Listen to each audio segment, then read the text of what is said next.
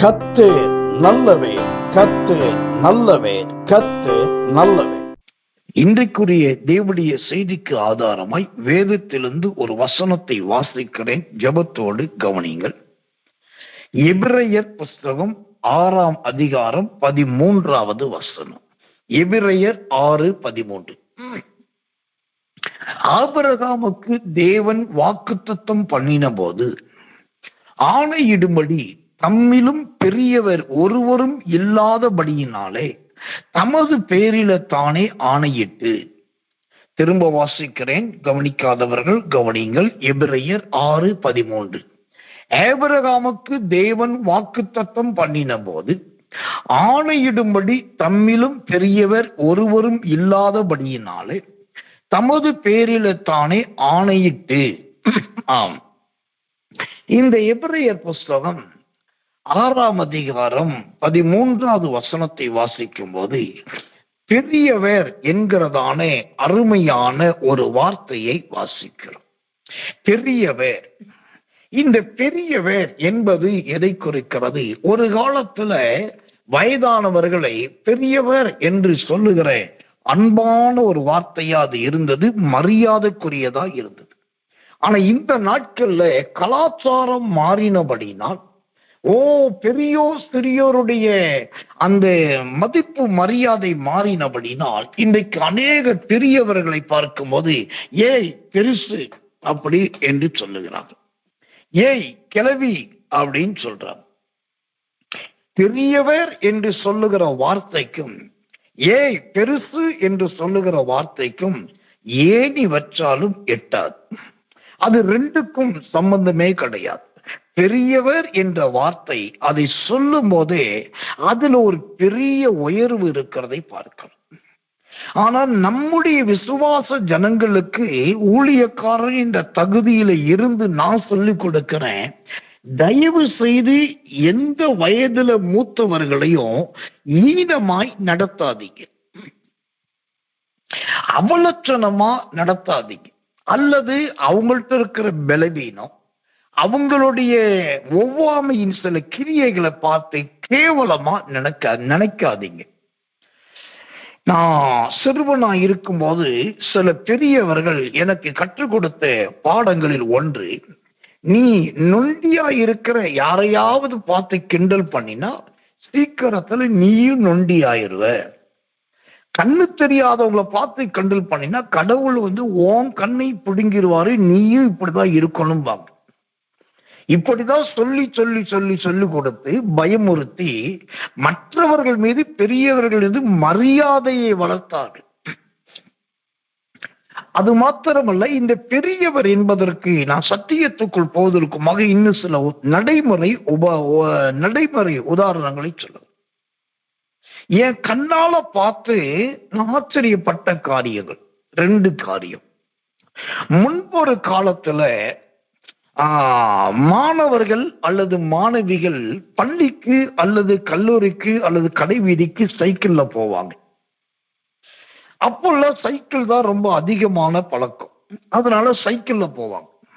இவங்க இந்த பிள்ளை மாணவனோ மாணவியோ சைக்கிள்ல போயிட்டு இருக்கும்போது எதிர் திசையில எதிர்ப்புறத்துல எதிர்பாரா விதத்துல அவங்களோட ஆசிரியரோ ஆசிரியையோ நடந்து வருவாங்க.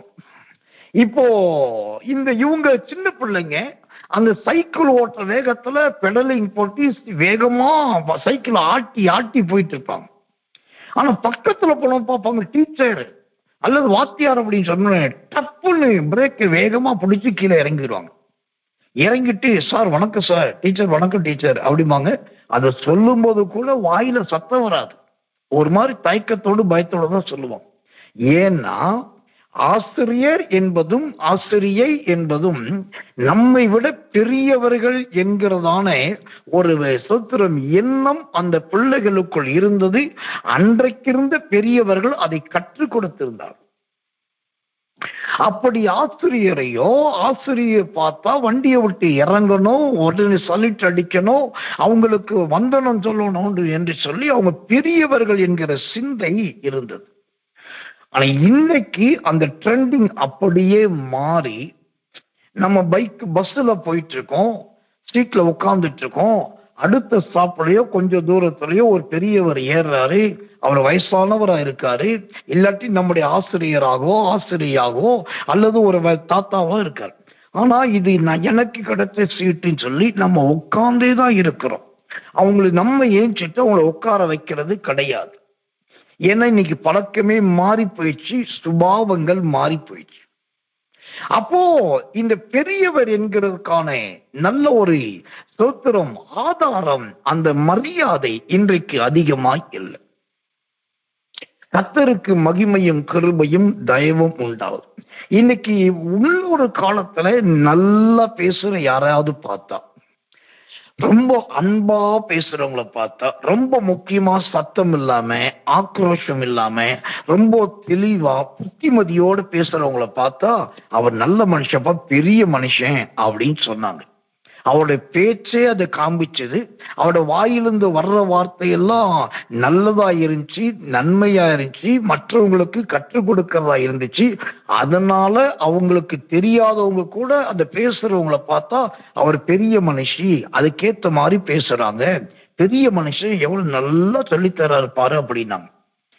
ஒரு காலத்துல இப்படி நல்லது பேசுறவங்களுக்கும் சொல்லிக் கொடுக்கிறவங்களுக்கு தான் பெரியவர்கள் என்கிற அந்தஸ்து பேர் இருந்தது. ஆனா இன்னைக்கு யார பெரியவங்க சொல்றாங்கன்னா, திடீரென்று வாய்க்கு வந்தபடி 4 இல்ல 40 கெட்ட வார்த்தை பேசுனா, நீ அவன்கிட்ட போவாதப்பா, அவன் பெரியவன், அவன் பாரு எப்படி பேசுறான் பாரு, அவன் எவ்வளவு பெரிய ஆள் தெரியுமா அப்படின்றான். இல்லன்னா கர்த்தர் நல்லவன், பயங்கரமா வாய்க்கு வந்த சண்டை இழுத்து சத்தம் போட்டு நீ வந்து பார் அப்படின்னு கையை முறுக்கனா, காலை முறுக்கனா, 2 காலை தூக்கனா, ஒரு மாதிரி உடம்ப போட்டு ஒரு உழுக்கி ஆற்றினாக்கா, ஏன் விலைக்கு இங்கிட்ட வந்து அங்கிட்ட வந்துரு, அவ நீ நினைக்கிற மாதிரி இல்ல, அவ பெரியவன், அவ பாரு எவ்வளவு பெரிய ஆளு, எப்படி பண்ணிட்டு இருக்கா அப்படின்றான். ஒரு காலத்துல சாந்தமான மிருதுவான மனிதர்களை பார்த்து பெரியவர்கள் என்று சொல்லப்பட்ட இந்த உலகம் இன்னைக்கு முரடர்களையும் கேடிகளையும் முரட்டாட்டம் பிடித்த ஸ்திரீகளையும் பார்த்து பெரியவர்கள் என்று சொல்லுது. இந்த பெரியவர் என்பதற்கு இத்தனை ஓமைகள் தேவைப்படுகிறது, இத்தனை சம்பவங்கள், ஆதாரங்கள் நமக்கு தேவைப்படுது. ஆனா இங்கு எபிரேயர் புஸ்தகம் 6ஆம் அதிகாரம் 13ஆம் வசனத்துல பார்க்கிறோம், ஆண்டவருக்கு கொடுக்கப்படுகிற பெயர், ஆண்டவருக்கு கொடுக்கப்படுகிற நாமம் என்னவென்றால் பெரியவர். வாசிக்கிறேன், எபிரேயர் 6:13. ஆபிரகாமுக்கு தேவன் வாக்குத்தத்தம் பண்ணின போது ஆணையிடும்படி தம்மிலும் பெரியவர் ஒருவரும் இல்லாதபடியினாலே தமது பேரில தானே ஆணையிட்டு. அப்போ இங்கு ஆண்டவருக்கு எத்தனையோ பெயர் என்கிற நாமங்கள் இருந்தாலும் இங்கு அப்போஸ்தலனாகிய பவுல் எபிரேயருக்கு எழுதும் போது பெரியவர் என்கிற ஒரு நாமத்தை எழுதுகிறார். இந்த எபிரேயரில் ஆண்டவருக்கு பெரியவர் என்று சொல்லும் போது அதற்கு சில விளக்கத்தை அதே வசனத்துல பார்க்கலாம். இந்த ஆண்டவர் எதுல பெரியவராய் இருந்தார், எந்த காரியத்துல பெரியவராய் இருந்தார், அது அப்ப எதை பார்த்துட்டு பவுல் இந்த சூத்திரம் ஆண்டவரை பெரியவர் என்று சொன்னான் என்று சொன்னா, அதே வசனம் சொல்லுது எபிரேயர் 6:13. முதலாவது அவர் ஆபிரகாமிலும் பெரியவராய் இருக்கிறார். ஏன் அவ்வளோ பெரிய ஆண்டவரை கொண்டு போய் சின்ன மனுஷனாகிய ஆபிரகாமுக்கு நான் ஒப்பிட்டு சொல்றேன் அப்படின்னா, ஆபிரகாமிலும் அவர் பெரியவராய் இருக்கிறார் என்று நான் சொல்லுவதற்கு காரணம் என்னன்னா, அன்றைக்கு அங்கிருந்த எபூசியர், கிர்காசியர், மற்ற பலதரப்பட்ட ஜாதியார் இருந்தாங்க. அதுல சில பிரபுக்கள் இருந்தார்கள், அப்புறம் ஏமான்கள் இருந்தார்கள், மந்திரிகள் இருந்தார்கள், அப்புறம் ராஜாக்களும் இருந்தார்கள். ஆனா அன்னைக்கு அங்க இருந்த பிரபுக்கள், ஏமான்கள், பிரசுத்திர மந்திரிகள், ராஜாக்களை விட அங்க இருந்தவர்களையே ஆபிரகாம் என்கிற மனுஷன் தான் ரொம்ப பெரிய மனுஷனா இருந்தான். அந்த ஆபிரகாம் பெரிய மனுஷன் என்று சொல்லுவதற்கு 2 காரணங்கள் உண்டு.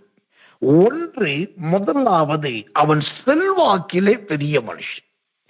ஆபிரகாமு கிட்ட இருந்த ஆடு, மாடு, ஒட்டகம், கழுதை, வேலைக்காரிகளை போல அன்னைக்கு அங்க இருந்த ராஜாக்கள்கிட்ட கூட அவ்வளவு மிருக ஜீவன்கள் கிடையாது.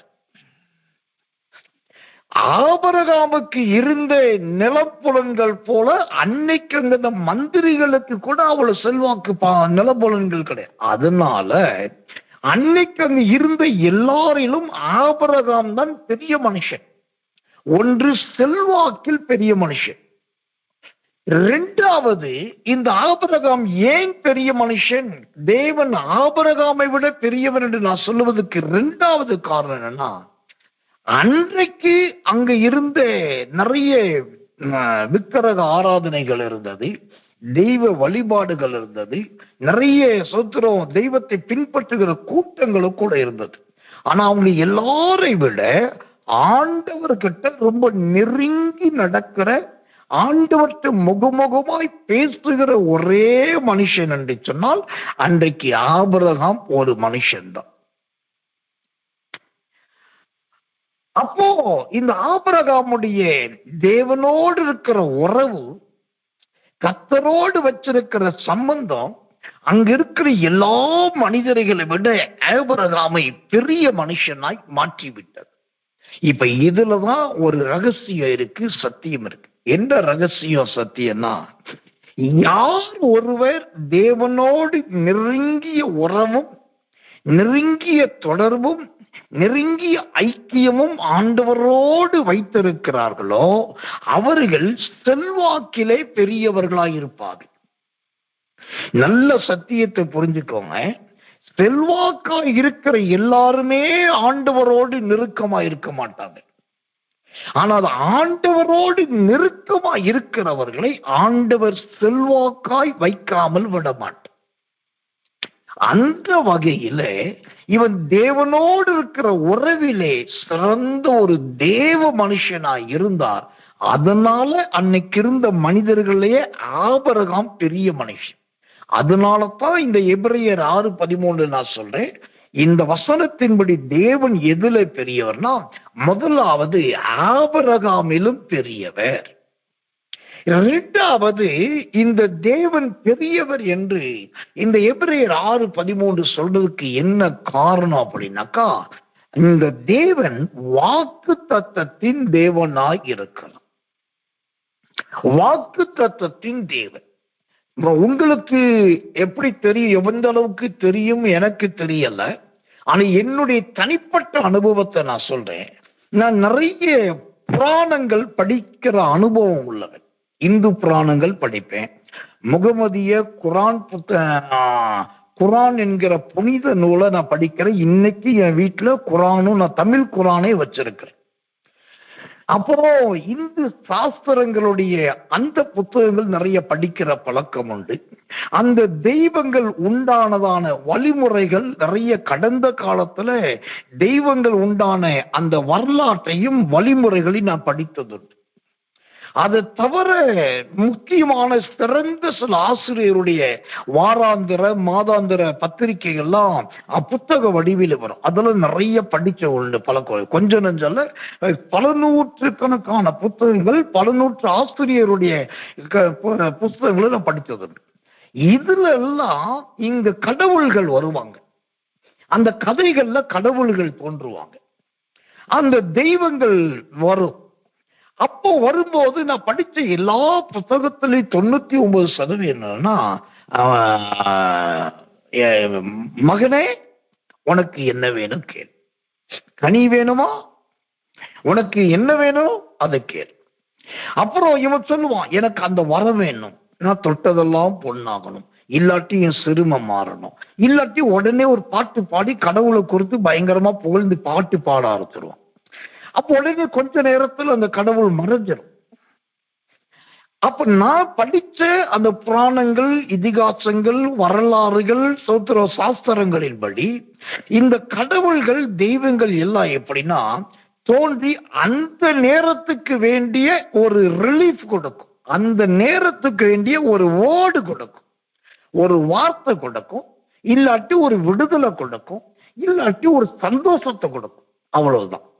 நான் படித்தவைகளில் இது எல்லாம் நான் கண்டவைகள். ஆனா இவைகளை கடந்து கடவுள் என்பவரை தவிர ஆண்டவர் என்கிற நம்முடைய ஆண்டவரை குறித்து பார்த்தால் அவர் தற்காலிகமானதுக்கு பதில் கொடுக்கிறவரும், தற்காலிகமான ஒரு மகிழ்ச்சியை கொடுக்கிறவரும், தற்காலிகமாய் ஒரு தரிசனம் கொடுத்துட்டு மறைகிறவர் அல்ல. நம்முடைய ஆண்டவர் யார்னா மற்ற எல்லா தேவர்களை விட வித்தியாசமானவர். அதனாலதான் எபிரேயர் 6:13 சொல்லுகிறது, அவர் வாக்கு தத்தங்களின் தேவன். கடவுள் கொடுக்கிற அருளுக்கும் ஆண்டவர் கொடுக்கிற வாக்கு தத்தத்துக்கும் நிறைய வித்தியாசம் உண்டு. நான் சொல்றது புரிஞ்சு கொள்ளுங்க, திரும்ப சொல்றேன். கடவுள் கொடுக்கிற அருளுக்கும் ஆண்டவர் கொடுக்கிற வாக்கு தத்தத்துக்கும் நிறைய வித்தியாசம் உண்டு. ஆண்டவர் கொடுக்கிற வாக்கு தத்தம் எப்படிப்பட்டதுன்னா, அது அந்த நேரத்தில் நடக்கக்கூடியது கிடையாது, அது இனி வருங்காலத்தில் நடக்கக்கூடியது. அந்த வாக்கு தத்தம் அப்படியே அடுத்த தலைமுறைக்கு நடக்கக்கூடியது, அது அப்படியே அடுத்த ஆண்டாண்டு காலங்கள் நிறைவேறக்கூடியது. இதுக்குத்தான் சொன்ன கடவுள் கொடுக்கிற வரத்துக்கும் அருளுக்கும் ஆண்டவர் கொடுக்கிற வாக்குத்தத்த வித்தியாசம். மற்றதெல்லாம் அந்த தேவையான ஒரு அருள் கொடுக்கும், ஒரு சக்தி கொடுக்கும். ஆனா நம்முடைய ஆண்டவருடைய வாக்கு தத்தமோ அது தலைமுறைக்கும் தலைமுறைக்கும் தலைமுறைக்கும் நீடித்து நிலைத்திருக்கக்கூடிய.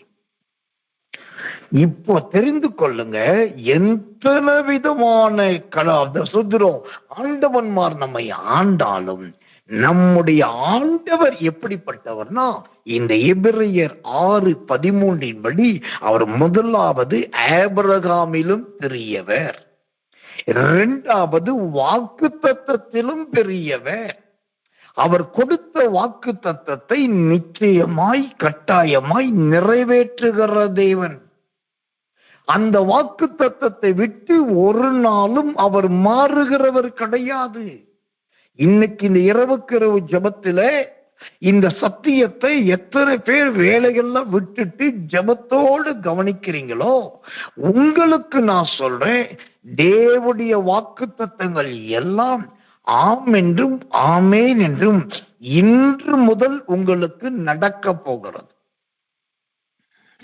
இன்று முதல் உங்களுக்கு நிறைவேற போகுது. அதனால தான் ஒரு முறை மோசே தன்னுடைய மச்சானாகிய ஓபாவை பார்த்து சொன்னாரு, ஓபா எங்க கூட வாப்பா, தேவன் நமக்கு நல்ல வாக்கு தத்தம் பண்ணி இருக்கிறார்.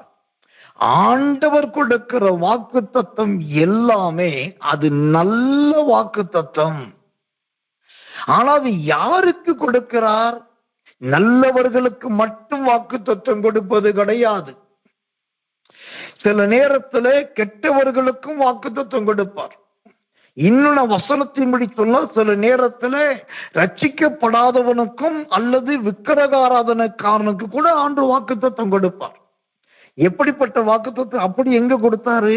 ஏசாயாவின் புஸ்தகம் 44ஆம் அதிகாரம் கடைசி வசனம் 28ஆம் வசனம் சொல்லுகிறது, கோரேஸ் எனக்கு பிரியமானதை எல்லாம் செய்வான் அப்படின்னு கர்த்தர் அழகான ஒரு வாக்கு கொடுத்தார்.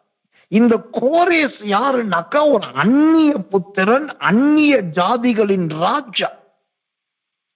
ஆனா அவனுக்கு கர்த்தர் சொன்னாரு, இவன் எனக்கு பிரியமானதை செய்வான்னு சொல்லி அழகா ஒரு வாக்கு கொடுத்தார். அதே போல அந்த கோரேஸ் பிற்காலத்துல தேவனுடைய ஆலயம் கட்டுகிற காரியத்துல கர்த்தருக்கு பிரியமானதை செய்தார். இப்போ ஆண்டவர் பெரியவர் என்று சொன்னால், முதலாவது ஆபிரகாமிலும் பெரியவர், இரண்டாவது வாக்கு தத்தத்திலும் பெரியவர், மூன்றாவதாக இந்த ஆண்டவர் பெரியவர் என்றால் எதில பெரியவர்? எந்த காரியத்துல பெரியவராயிருக்கிறார்? கர்த்தர் நல்லவர். அந்த எபிரேயர் 6ஆம் அதிகாரம் அந்த 13ஆம் வசனம் சொல்லுகிறது, ஆணையிடும்படி தம்மிலும் பெரியவர் ஒருவரும் இல்லாதபடியினாலே. அல்லேலூயா. இந்த கர்த்தர் பெரியவர் என்று சொன்னா முதலாவது ஆபிரகாமை விட பெரியவர் என்று சொன்னேன். இரண்டாவது வாக்கு தத்தத்தை விட பெரியவர் என்று சொன்னேன். அதுக்கு மேல அவரை எதுலையும் ஒரு அளவுக்குள் திணிக்க முடியல. ஏன்னா அதே வசனம் சொல்லுது, அவரை விட பெரியவரும் ஒருவரும் இல்லாதபடி. இந்த ஆண்டவர் எவ்வளவு பெரியவர்னா, இவரை விட பெரிய மனுஷன், பெரிய மனுஷி, பெரிய சக்தி, பெரிய வல்லமை, பெரிய ஆளுகை யாருமே இல்லை, எதுவுமே இல்லைன்னு சொல்லக்கூடிய அளவுக்கு அவர்தான் பெரியவர். கர்த்தருடைய நாமத்துக்கு மகிமை. இன்னைக்கு இந்தியாவுடைய அரசாங்க சட்டங்களை கொஞ்சம் திரும்பி பாருங்க. இந்தியாவுடைய ஆளுகை தன்மையை கொஞ்சம் கவனிச்சு பாருங்க. முதலாவது பஞ்சாயத்து தலைவர், அதுக்கு மேல பாத்தீங்கன்னாக்கா நகராட்சி தலைவர், ஊராட்சி தலைவர், அப்புறம் நகராட்சி தலைவர், அப்புறம் மாநகராட்சி தலைவர், அப்புறம் கலெக்டர் வர்றாரு, கலெக்டருக்கு மேல எம்எல்ஏ வர்றாரு, எம்எல்ஏக்கு மேல எம்பி வர்றாரு, எம்பிக்கு மேல மந்திரி வர்றாரு, மந்திரிக்கு மேல முதலமைச்சர் வர்றாரு, முதலமைச்சருக்கு மேல கவர்னர் வர்றாரு, கவர்னருக்கு மேல அங்கு பிரதமர் வர்றாரு, பிரதமருக்கு மேல ஜனாதிபதி வர்றாரு. இப்போ இதுல உச்சபட்ச ஜனாதிபதின்னு சொல்றாங்க. இதுல ஜனாதிபதி பதவிதான் முதல் தமிழ் குடிமகன், முதல் தமிழ் குடிமகள் அப்படின்னு அவங்கதான் உச்சபட்ச அதிகாரம்ன்றாங்க. ஆனா நான் சொல்றேன், ஜனாதிபதி தான் இருக்கிறதுலயே பெரியவர் அப்படின்னா அது ஏற்றுக்கொள்ளக்கூடியது கிடையாது. ஏன்னா இந்திய அரசியல் அமைப்பு சட்டத்தின்படி ஜனாதிபதி முதல் குடிமகளா இருந்தாலும் அந்த பிரசிடென்ட் ஆஃப் இந்தியான்னு சொல்லக்கூடிய ஜனாதிபதியை விட பாராளுமன்றம் பெரியதா இருக்கிறது. அந்த பாராளுமன்றத்துல ஒரு குழு கூடிருச்சு, அங்க ஒரு மெஜாரிட்டி வாய்ஸ் வந்துருச்சுனாக்கா இந்த பிரசிடென்ட்டுடைய மற்ற காரியங்கள் அப்படியே மாறிடும். சரி, இப்போ பார்லிமெண்ட் தான் மெஜாரிட்டி, அது இருக்குது டாப்பா அப்படின்னாக்கா அதுதான் கிடையாது. இதுக்கு மேல இருக்குது supreme court of head of judge. உச்ச நீதிமன்றத்தின் உயர் தலைமை நீதிபதி. அவர் எல்லாத்துக்கும் சட்டங்களுக்கு மேலே அதிகாரம் படைத்தது. இப்ப எந்த அளவுக்கு இந்த உச்ச நீதிமன்றத்தின் தலைமை நீதிபதிக்கு எந்த அளவுக்கு அதிகாரம் இருக்கு என்பதை உங்களுக்கு புதிய வண்ணமா ஒரு உதாரணம் சொல்றேன், பெரியவர் என்பதற்கு. நம்முடைய இந்தியாவிலே மகாராஷ்டிரா மாநிலத்துல பூனே என்கிற ஒரு பட்டணம் இருக்கு. அந்த பூனே பட்டணத்துல நம்முடைய மோகன்சி லாசரஸ் அவர்களை வைத்து ஒரு பெரிய நற்செய்தி கூட்டம் ஒன்று ஆயத்தமாக்கப்பட்டது. முன்கூட்டியே சொல்லப்பட்டது, சபைகளுக்கு தெரிவிக்கப்பட்டது. நிறைய பேர் ஜெபிக்க ஆரம்பித்தார்கள். மாத கணக்கா அதுக்குரிய அரேஞ்ச்மெண்ட் ஒர்க் எல்லாம் நடந்தது. குறிப்பிட்ட நாள் வந்தது, கிரவுண்ட் ரெடி ஆயிடுச்சு, ஊழியக்காரல வந்தாச்சு, டீம் எல்லாம் வந்தாச்சு, மீட்டிங் அங்க அன்னைக்கு ஆரம்பிக்க போறோம். ஒரு நாளைக்கு காலையில ஒரு கூட்டம், ஆயத்த கூட்டம் அங்க இருக்கிற கேம்பஸ் நடக்க போகுது. நாளைக்கு சாயங்காலம் ஓப்பன் கிரவுண்ட் மீட்டிங். இதுக்கு முன்னாடி பயங்கரமான பிரச்சனையை பண்ணி, குழப்பத்தை பண்ணி, எதிர்ப்பை தெரிவிச்சு அது நடத்தக்கூடாது, நடத்த முடியாது, நடத்தவே விட மாட்டோன்ற மாதிரி எல்லாமே பண்ணிட்டாங்க. கடைசி வரைக்கும் நடத்த முடியாதுன்ற லெவல் போய் அந்த கூட்டமை நிறுத்தணும்ன்ற சுச்சுவேஷன் வரும்போது என்ன பண்றதுன்னு தெரியாம ஒரு பக்கம் ஜெபிக்கிறாங்க, ஒரு பக்கம் கண்ணீர் வடிக்கிறாங்க, ஒரு பக்கம் உபவாசிக்கிறாங்க. அப்புறம் தெரிஞ்ச ஆட்களை பார்க்க அந்த நேரத்துல நம்ம ஊழியத்துல இருக்கிற ஒரு அருமையான தேவனுடைய பிள்ளை, அந்த தேவ பிள்ளைய தொடர்பு கொண்டு இப்படிலாம் இருக்குது, ஏதாவது பண்ணுங்கன்னு சொல்லணும். நம்ம ஊழியத்துல இருக்கிற அவரு தனக்கு தெரிஞ்ச ஆட்களை பிடிச்சி நேர சுப்ரீம் கோர்ட்ல இருக்கிற பல அந்த நீதிபதிகள்ல ஒரு நீதிபதிட்ட பேசியிருக்கோம். பேசி இப்படி பண்ணியாச்சு, இவ்வளவு லட்சம் செலவழிச்சாச்சு, ஜனங்க இருந்து வரப்போறாங்க, இப்படி நடக்க போகுது, ஆனா இப்படி எல்லாம் பிரச்சனை நிப்பாட்டிட்டாங்க, நாங்க நடத்த முடியாம இருக்கிறோம், ஏதாவது பண்ணுங்கன்னு சொன்ன உடனே நேர அந்த ஜட்ஜி என்ன பண்ணாரு, கர்த்தர் நல்லவே, அந்த மகாராஷ்டிரா மாநிலத்துடைய முதல்வருக்கும் மற்றவர்கள் கூப்பிட்டு என்ன பண்ணுவீங்களோ தெரியாது, இத்தனை மணி நேரத்துக்குள்ள அவங்க இத்தனை பாதுகாப்பு இருக்கணும், எல்லா அரேஞ்ச்மெண்ட்டும் திரும்ப நடக்கணும். நாளைக்கு காலை கூட்டம் நடக்கணும், நாளைக்கு சாயங்காலம் கூட்டம் நடக்கணும். இப்ப நைட்டு கூட நடந்து ஆகணும்னு சொல்லி ஒரு உத்தரவு போட்டாங்க. இப்ப நல்லா கவனிக்கணும், அவங்க போட்ட அந்த ஒரு சின்ன உத்தரவு, இது கோர்ட்ல கேஸ் போட்டு அல்ல, அவங்களுடைய பர்சனல் பவரை யூஸ் பண்ணி ஒரு ஆர்டர் பாஸ் பண்ணாங்க. பாத்தீங்கன்னா மறுநாள் எல்லாமே காராவோட ஆயிடுச்சு. அப்படி நிசப்தம் ஆயிடுச்சு. காலையில ஆயத்தை கூட்ட ஆரம்பிச்சது, சாயங்காலம் சுவிசேஷத்தை கூட்ட ஆரம்பிச்சது. அந்த 4 நாள் பெருவிழாவும் மகிமையா நடந்து முடிந்தது. ஏன் இதை சொல்றேன்னா, இங்க சூத்திரம் இந்திய அரசியல் அமைப்பு சட்டத்தின்படி பெரியவர் என்று சொல்லப்படுவதில் ஒருவருக்கு மேல் ஒருவர் பெரியவர், அவருக்கு மேலே ஒரு பெரியவர், இவருக்கு மேலே அப்படிப்பட்டவர் பெரியவர், அப்படிப்பட்டவருக்கு மேலே இப்படிப்பட்டவர் பெரியவர். கடைசியில் இதுல யார்தான் ஃபுல் அத்தாரிட்டியா பவர் உள்ளவங்கன்னு சொல்லி யாருக்கு தெரியல. ஆனா இங்கு ஆண்டவர் பெரியவர் என்றால் மூன்றாவது எதிலே அவர் பெரியவர்? கர்த்தருக்கு மகிமையுள்ளதாக, அவரை விட பெரியவர் ஒருவரும் இல்லை என்று சொல்லக்கூடிய அளவுக்கு அவர் பெரியவராயிருக்கிறார். இந்த விஷயத்துல நான் சொல்லுவேன், நாம் எல்லாரும் பெருமைப்பட வேண்டியவர்களாக இருக்கு. பெருமை உள்ளவர்களுக்கு தேவன் ஏத்து நிற்கிறார், உண்மை. ஆனா இந்த விஷயத்துல பெருமைப்படுறது தப்பே கிடையாது. ஏன்னா இந்த உலகத்துல யாரை விட, எல்லாரை விட, எல்லாத்தை விட பெரியவர் என்று பெயர் பெற்ற ஒரே ஒருத்தர் நம்முடைய தேவனாகிய கர்த்தர். அவரைத்தான் நம்முடைய ஆண்டவரா வச்சிருக்கிறோம், அவரைத்தான் நம்முடைய தெய்வமா வழிபடுறோம், அவருடைய வேதத்தை தான் நம்ம புனிதமா கருதுறோம், அவர் சொன்னதை தான் நம்ம கேட்டுட்டு இருக்கோம், அவருடைய வார்த்தையின்படிதான் நம்ம ஜீவிக்கிறோம். அப்படின்னாக்கா அவ்வளவு பெரியவர்களுடைய அந்த பெரிய ஆண்டவருடைய அருமையான மந்தைகளாகவும் ஆடுகளாகவும் குமாரர்களாகவும் குமாரத்திகளாகவும் நாம் இருக்கிறோம். உங்க கடவுள் எதுல பெரியவர்? தைரியமா சொல்லுங்க, அவரை விட பெரியவர் ஒருவரும் இல்லை என்று எபிரேயர் 6:13 சொல்லுகிறது. பைபிள் மட்டும் சொல்லல. இன்னைக்கு உலகத்தின் சரித்திரத்தை 2 பிரிச்சதே இந்த ஆண்டவர் என்கிற பெரியவர் தான். ஏன்னா எத்தனையோ தேவர்கள், தெய்வங்கள், சக்திகள், பிரம்மாக்கள், சாஸ்திரிகள், சன்னியாசினிகள், மந்திரவாதிகள், தலக்கர்த்தாக்கள், சிறந்தவர்கள், பெரியவர்கள், உயர்ந்தவர்கள், கனவான்கள், ஐஸ்வர்யவான்கள், செல்வந்தர்கள், பணக்காரர்கள், இன்னும் பேர் பெற்றவர்கள், புகழ் பெற்றவர்கள், ஆளுகை உள்ளவர்கள், திறமை உள்ளவர்கள் எல்லாரும் வந்தாங்க. ஆனா இவர்கள் எல்லாமே ஒரு குறிப்பிட்ட அளவுல தான் இன்னைக்கு பெரியவர்களா இருக்கு. இன்னைக்கு உலகளாவிய அளவுல பெரிய தலைவன் அப்படின்னா ரொம்ப ஓப்பன் டாக்கா சொல்லணும், பப்ளிக்ல பேசப்படுறது யாருன்னா அமெரிக்க ஜனாதிபதி தான் பெரியவர் தான். அதிகாரத்துல ரொம்ப பெரியவர் யாரு? ஆல் ஓவர் வேர்ல்டுல, முழு உலகத்துல அதிகாரத்துல ரொம்ப பெரியவர் யாருனாக்கா வடகொரியா அதிபரை தான் சொல்றேன். அவர் நினைச்ச எதையும் செய்வார், பயப்படாம செய்வார். வடகொரிய அதிபர் ரொம்ப பெரியவரா இருக்கார்.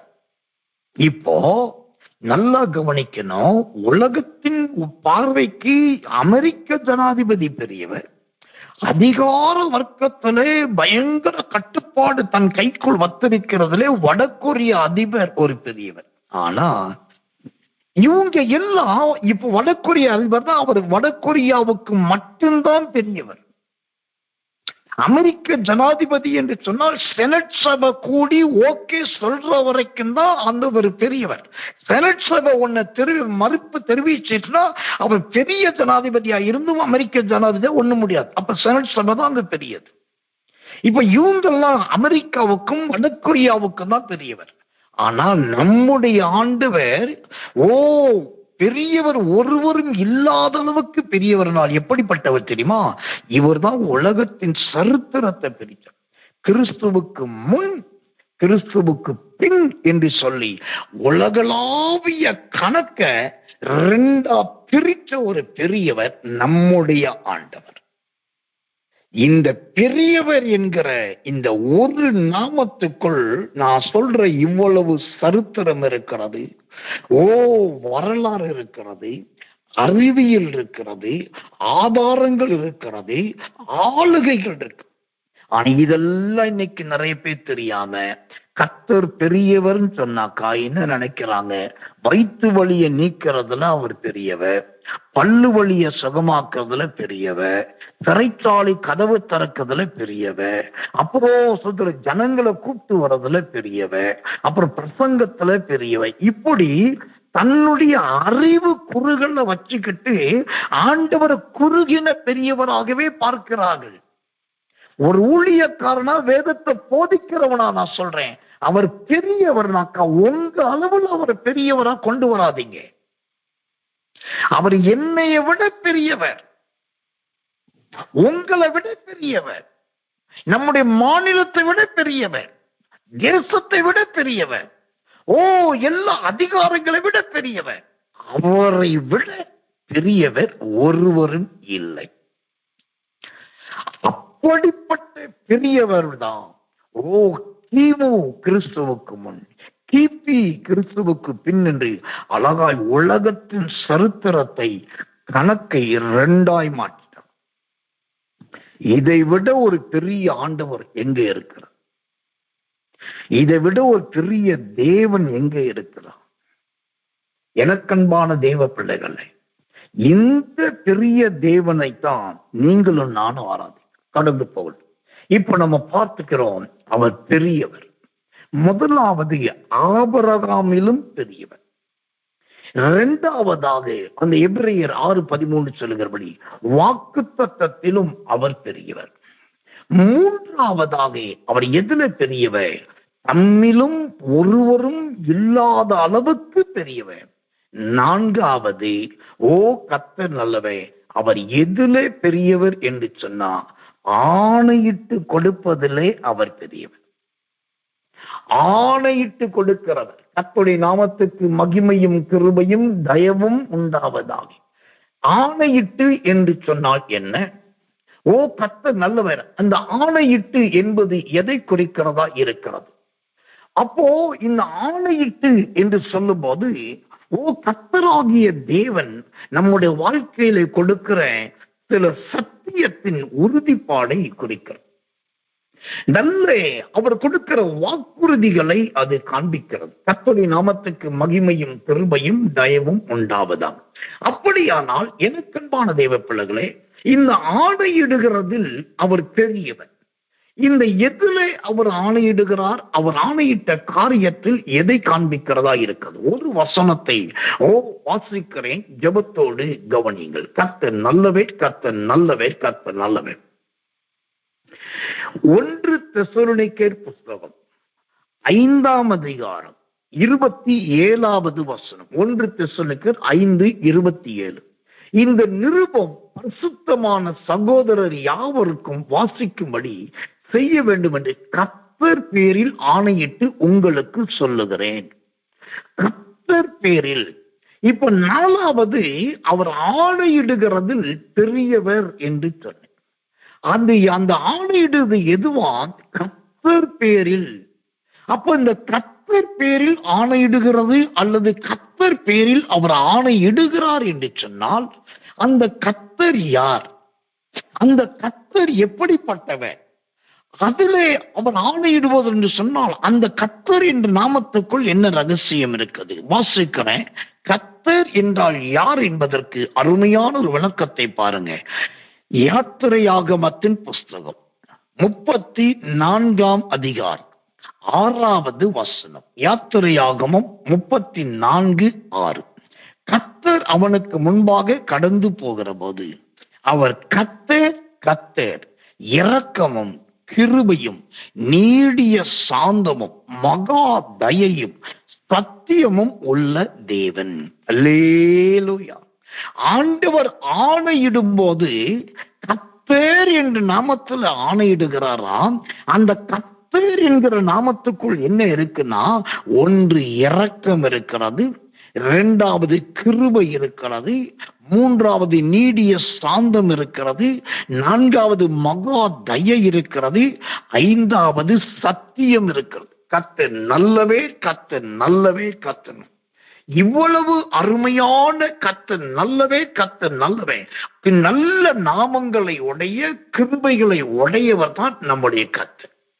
அப்படியானால் சோத்திரம், எனக்கன்பான தேவ பிள்ளைகளே, இந்த கர்த்தர் என்கிற தேவன் நமக்கு ஆணையிடும் போது அவர் சொல்லுகிறார், நான் உன்னை விட்டு விலகுவதும் இல்லை, உன்னை கைவிடுவதும் இல்லை.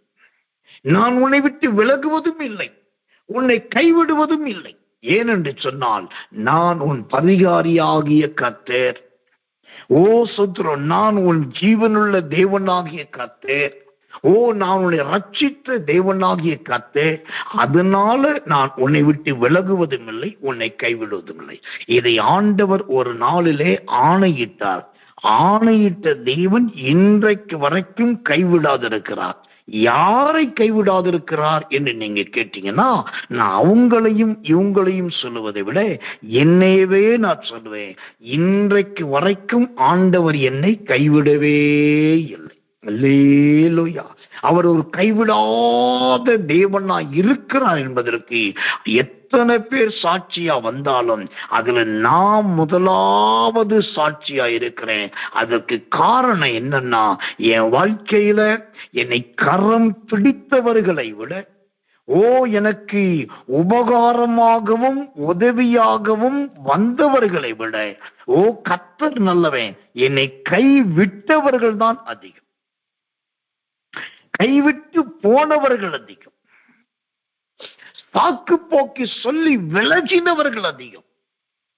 ஆனா ரொம்ப உறுதியா சொல்லுவேன், எவ்வளவோ பேர் போயிட்டாங்க, ஆனா நான் உன்னை விட்டு விலகுவது இல்லை என்று சொன்ன அந்த ஆண்டவர் இன்னைக்கு வரைக்கும் என்னை விட்டு விலகவே இல்லைங்க.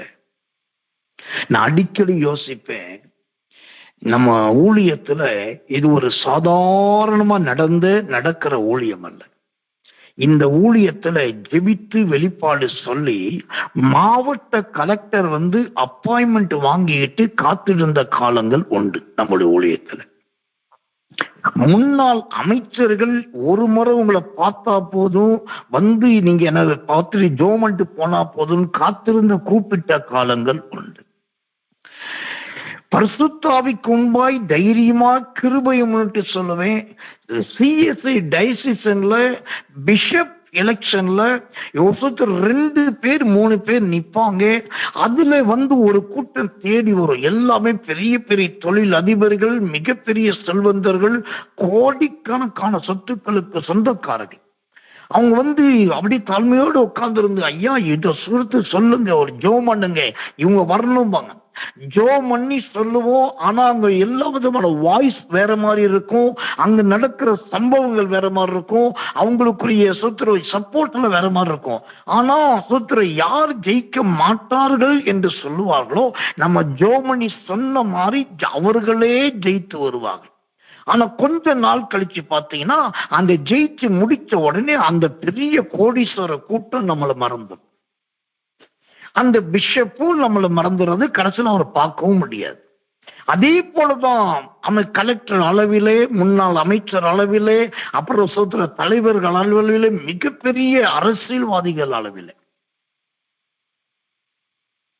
எனக்கு நல்ல ஞாபகம் இருக்கு, ஊழியத்துக்கு போன இடத்துல காத்திருந்து, அதாவது நான் வெளியில வர்ற வரைக்கும் மணிக்கணக்கா காத்திருந்தவர்கள் உண்டு. நான் ஒரு முறை வெளியில கன்வென்ஷன் கூட்டத்துக்கு போயிட்டேன். என்னைய பார்க்க சென்னையிலிருந்து ஒரு ஊழியக்கார் வந்திருக்கார். வந்தவர் அதிகாலையில 2:30 மணியிலிருந்து 3 மணிக்குள்ள இங்க ஆர்ஆர் நகர்ல துலுக்கப்பட்டியில இறங்கிட்டார். அப்போ அவருக்கு ஒரு பயம், இப்போ போன் பண்ணா ஐயாவை டிஸ்டர்ப் பண்ண மாதிரி ஆயிரும், தூக்கத்தை கலைச்ச மாதிரி ஆயிரும் அப்படின்னு சொல்லிட்டு அங்கே இருந்தவ பஸ் ஸ்டாப்லயே ஒரு போர்வை விரிச்சு, அடிக்கிற ஊத்துற பனியில, அடிக்கிற குளிர்ல அந்த போர்வை விரிச்சு அந்த மண்ணு குப்பைக்கு நடுவுல காலை 6 மணி வரைக்கும் ரோட்லயே தூங்கிட்டார். அதுக்கப்புறம் எந்திரிச்சு போன் பண்ணிருக்காரு. அப்பதான் என் வீட்டம்மா என் மனைவி சொல்லிருக்காங்க, ஐயா லோக்கல்ல இல்ல, அவர் மீட்டிங் போயிருக்காரு அப்படின்னு. ஏன் இதை சொல்றேன்னா, இப்படி எல்லாம் பெரிய பெரிய அற்புதங்கள் அடையாளங்கள் நடந்தது. மணிக்கணக்கா காத்திருந்த காலங்கள், தலைவர்கள் அதிகாரிகள் வந்திருந்தாங்க. ஆனா இன்னைக்கு பாத்தீங்கன்னா அவன் எல்லாருமே கைவிட்டாச்சு. எனக்கு தெரிஞ்சு என் ரத்தத்தை வித்து, அதாவது என் உடம்புல இருக்க ரத்தத்தை நான் எடுத்து பிளட் பேங்க்ல கொண்டு போய் கொடுத்து என் ரத்தத்தை வித்து நான் சர்ச்சு கட்டின அனுபவம் உண்டு. ஆனா அப்படி என் ரத்தத்தை கொண்டு போய் கொடுத்து அந்த ரத்தத்தை வித்த பணத்துல சர்ச்சுக்குரிய மேற்கூரையை போட்டு சபை நடத்தினே. ஆனா இன்னைக்கு அந்த சபை கைவிட்டுச்சு.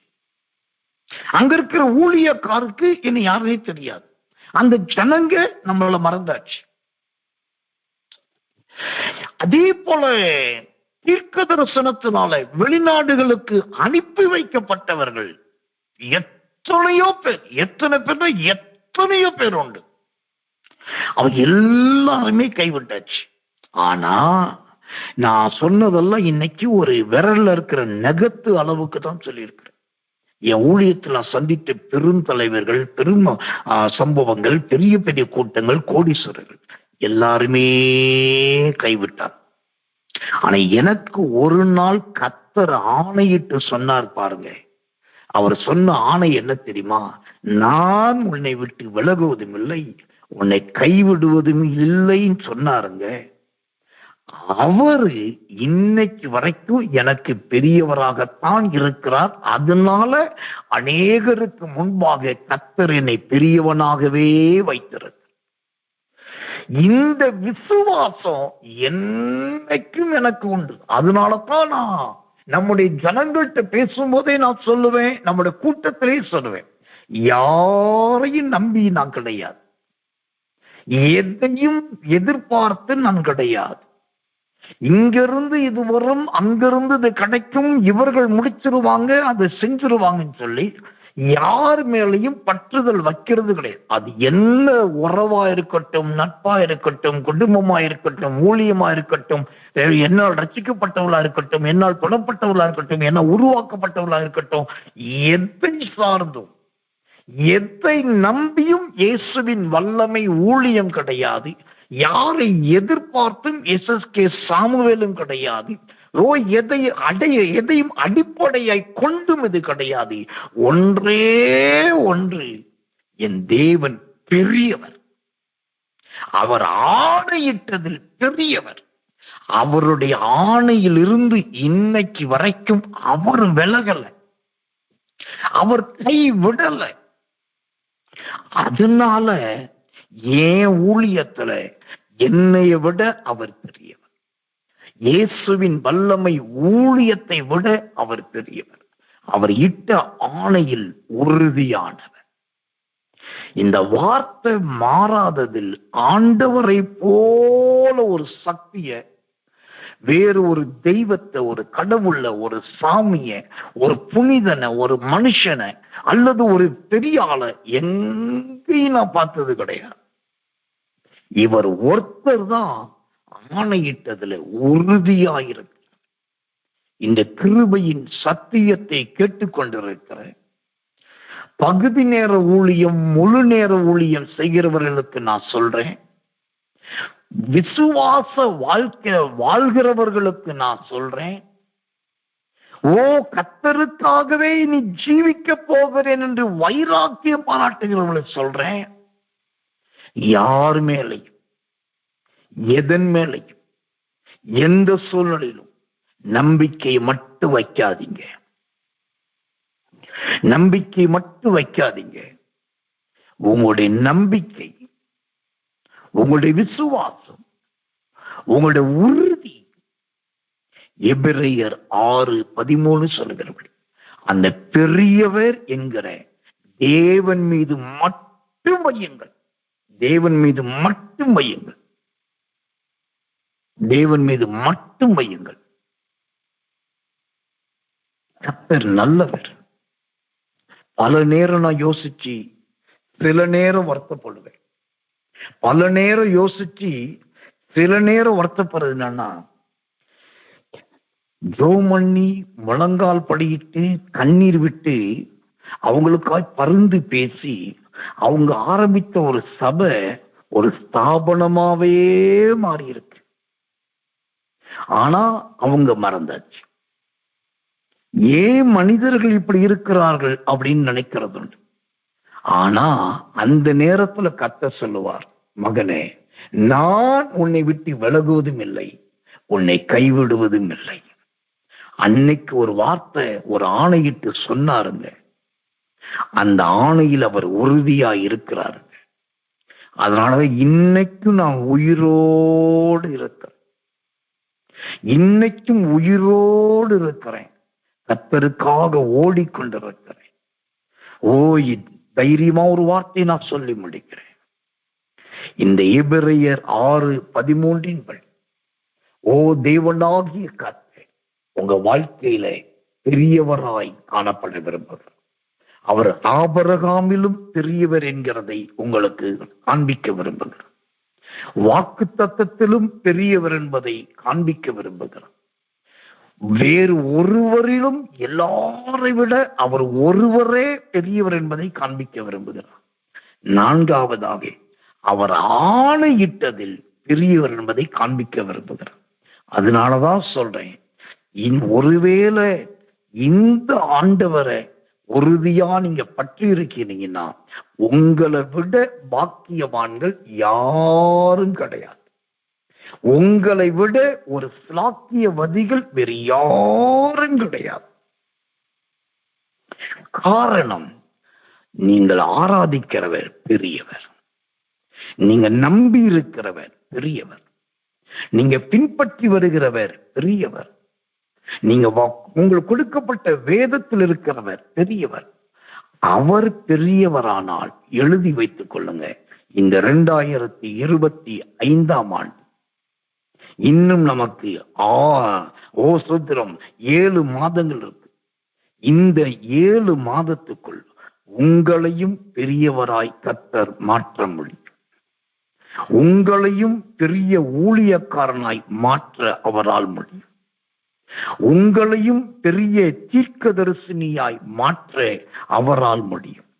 உங்களையும் ஒரு அங்கீகார பாத்திரமாய் உருவாக்க அவரால் முடியும். உங்க வயதை கணக்கிடாதீர்கள், சரீரத்தில் இருக்கிற பலனை கணக்கிடாதீர்கள், அல்லது சுற்றிலும் இருக்கிற கூட்டத்தாருடைய இடர்பாடுகளை கணக்கிடாதீர்கள். நீங்க கணக்கிட வேண்டியது ஒன்றே ஒன்றுதான், எனக்குள் இருக்கிறவர் என்னிலும் பெரியவராயிருக்கிறார், என்னோடு இருக்கிறவர் என்னிலும் பெரியவராயிருக்கிறார், நான் ஆராதிக்கிறவர் எல்லாரிலும் பெரியவராயிருக்கிறார். அவர் என்னை இந்த வருடத்தில் பெரிய மனுஷனாய் மாற்றுவார், பெரிய மனுஷியாய் மாற்றுவார். கடைசியாய் ஒரு அருமையான வசனத்தை உங்களுக்கு காண்பித்து நான் முடிக்க விரும்புகிறேன்.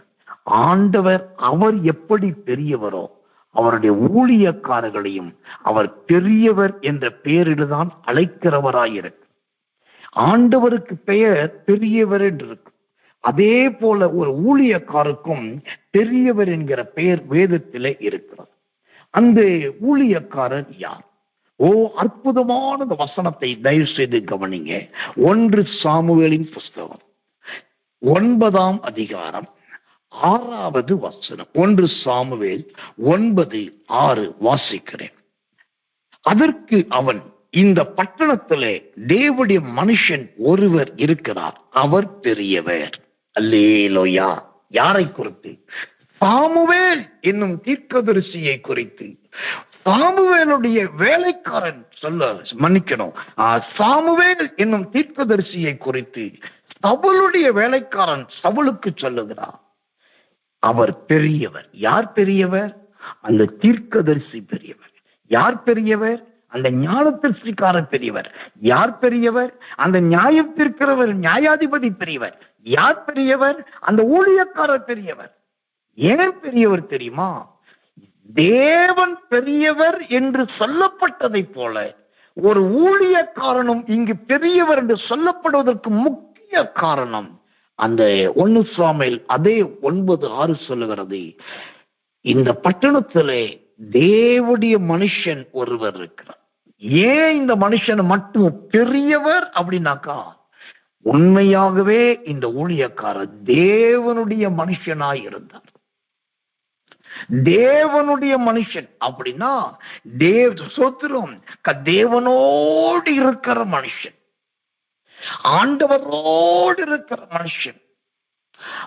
அவர் வருத்தப்பட்டா சாமுவேல் வருத்தப்படும். ஆண்டவருக்கு கோபம் வந்தா சாமுவேலுக்கும் கோபம் வரும். சோத்திரம், ஆண்டவர் இறக்கப்பட்டா சாமுவேலும் இறக்கப்படுவார். தேவனுடைய மனுஷன் என்றால் தேவனோடு இருக்கிற மனுஷன். அந்த தேவனோடு இருக்கிற ஒரு தன்மை தான் ஒரு மனுஷனை பெரியவர் என்று மாற்றுகிறோம். இப்போ செய்தியின் முடிவுக்கு வந்திருக்கிறோம். இது நம்மை நாமே தற்பரிசோதனை பண்ண வேண்டிய நேரத்துக்குள் வந்திருக்கும்.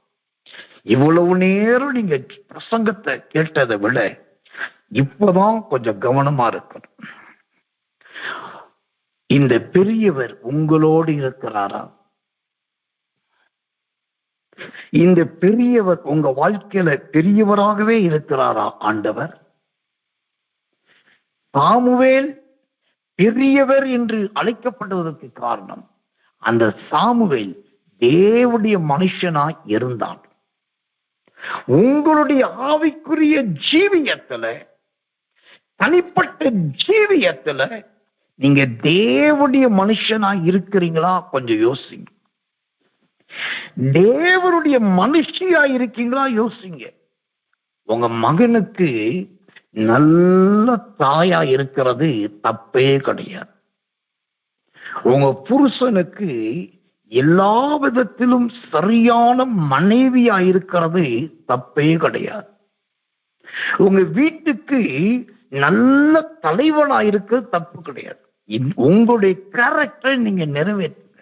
ஆனா தேவனுடைய மனுஷனாகவும் தேவனுடைய மனுஷியாகவும் இருக்கீங்களா பாருங்க. தேவனுடைய மனுஷன் என்றால் யார்?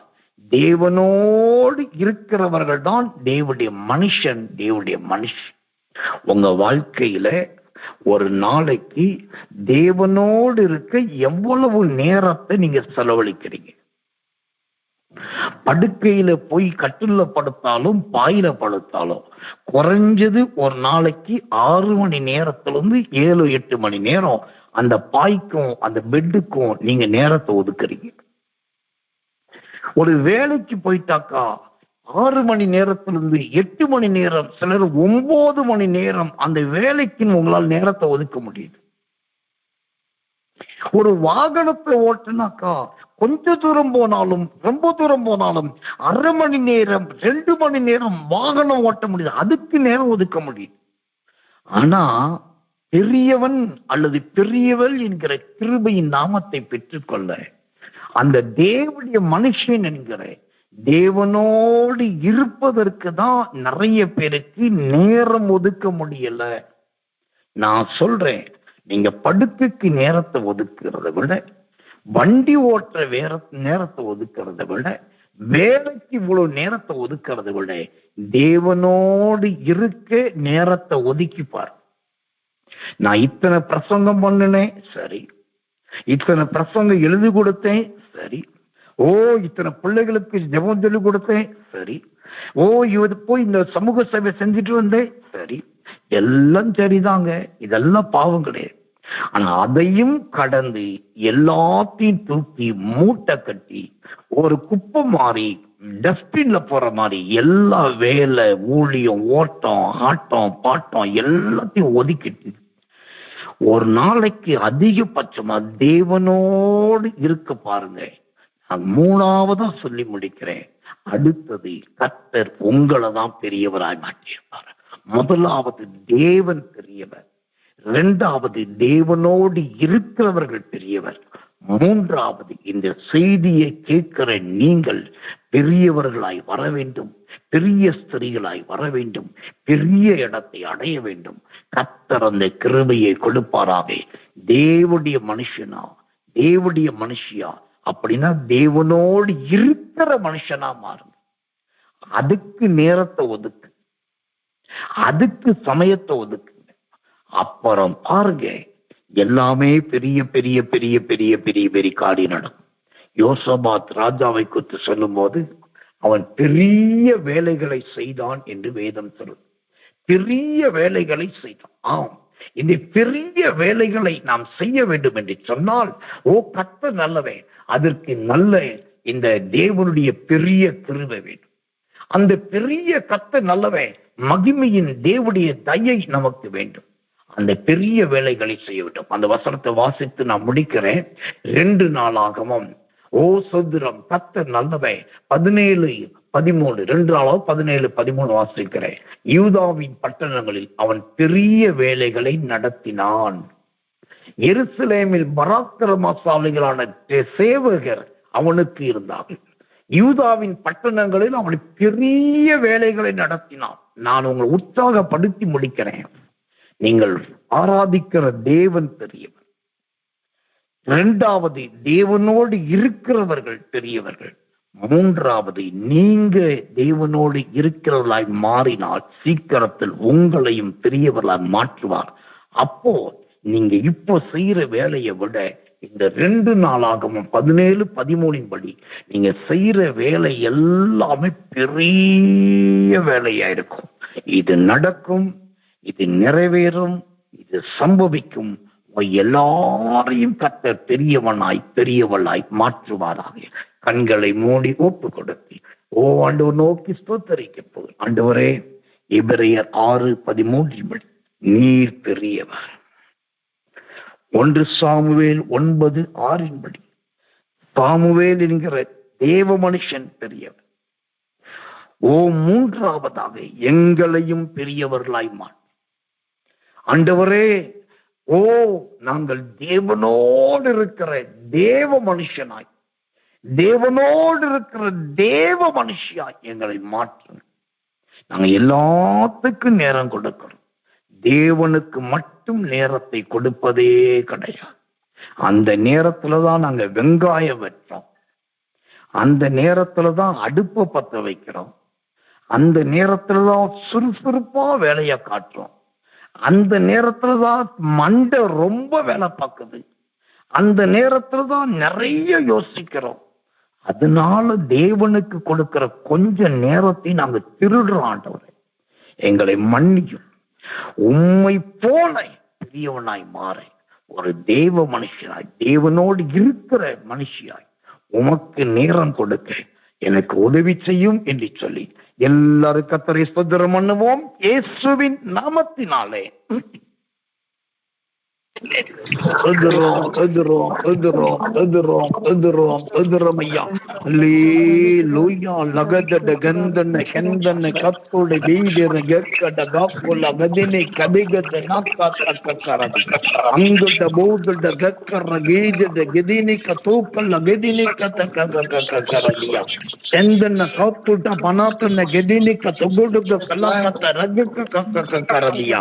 நம்முடைய தேவன் பெரியவன், நம்முடைய கர்த்தர் பெரியவர். தேவர்களை விட பெரியவர், தெய்வங்களை விட பெரியவர், ஆளுகைகளை விட பெரியவர், அதிகாரங்களை விட பெரியவர். அந்த பெரியவர் அவர் மட்டும் பெரியவராய் இருக்க விரும்புவதே கிடையாது. அவருடைய ஊழியக்காரர்களை பெரியவர்களாய் மாற்றுகிறவர். தேவனுடைய மனுஷனாய், தேவனுடைய மனுஷியாய் யார் இருக்கிறாரோ அவர்களையும் பெரியவர்களாக்குகிறவை. இப்ப ஆண்டவர்கிட்ட சொல்லுங்க, ஆண்டவரே, நான் தேவ மனுஷனாய் மாறணும், தேவனுடைய மனுஷியா மாறணும், தேவனுக்கு நேரம் கொடுக்கணும். ஆண்டவரே, தேவனுக்கு நேரம் கொடுக்கணும், தேவனோடு தரித்திருக்கணும், தேவனோடு தனித்திருக்கணும், தேவனோடு உறவாடணும். அதனால ஒரு நாள் நானும் யோசபாத்தை போல பெரிய வேலைகளை செய்யணும், பெரிய வேலைகளை செய்யணும். என் பெரிய தேவனை வச்சு நான் பெரிய வேலைகளை செய்யணும். உதவி செய்ய ஆண்டவரே. சோத்திரமையா, சோத்திரமையா. ஆமென். நாம் ஜெபிப்போம்.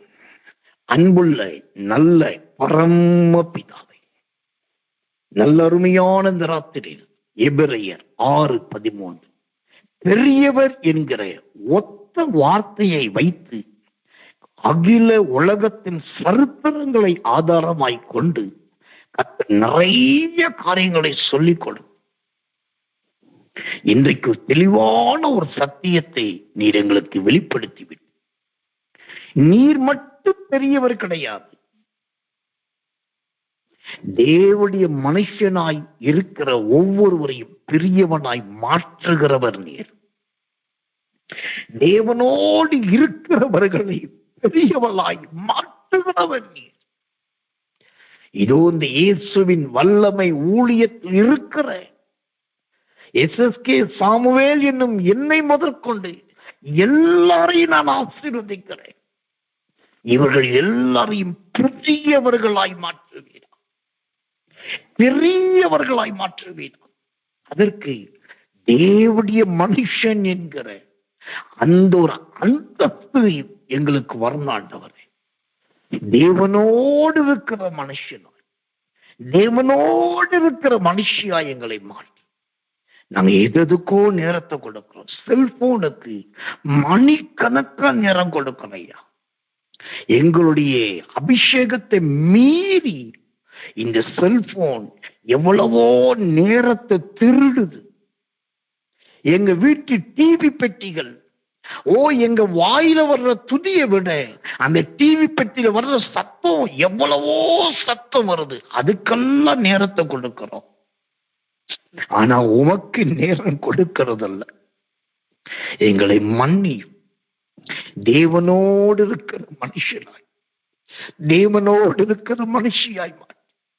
இந்த பட்டணத்தில் ஒருவர் இருக்கிறார், அவர் பெரியவர் என்று சாமுவேலை குறித்து சொல்லப்பட்டதை போல எங்களையும் மாற்றி. யோசபாத் பெரிய வேலைகளை செய்தான் ஐயா, பெரிய வேலைகளை செய்த. நாங்கள் அற்பமானவர்களாய் அல்ல, செய்வது எல்லாமே பெரிய வேலைகளாயிருக்கும். இந்த சத்தியம் உடைய ஜனங்களை அசைக்கட்டும். இந்த வெளிப்பாடு ஜனங்களை உணர்வுள்ளவர்களை மாற்றட்டும். இந்த வசனங்கள் உடைய பிள்ளைகளை பெரியவர்களாக தாழ்த்தி ஒப்புவிக்கிறோம். இயேசுவின் ரத்தம் செய்வோம், இயேசுவின் நாமத்தில் ஜெபிக்கிறோம் நல்ல பிதாவே. ஆமென், ஆமென், ஆமென்.